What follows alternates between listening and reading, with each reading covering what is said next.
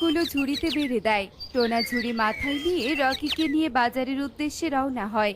ইস, হাত একদম লেগে যাচ্ছে। বাবা, তোমার কি খুব কষ্ট হচ্ছে? বাবা, তুমি তো একটা ভ্যান গাড়ি নিতে পারো, তবে তোমাকে আর এত কষ্ট করতে হতো না।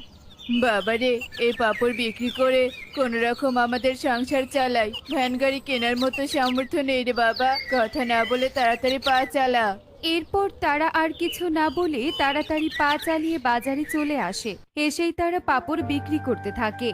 পাপড় নিয়ে যাও, পাপড়। গরম গরম পাপড়। পাপড় নিয়ে যাও, পাপড়।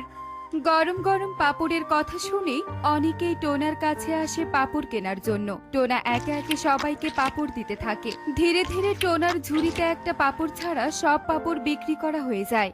বাবা, সব তো পাপড় বিক্রি করা শেষ, মাত্র একটা আছে।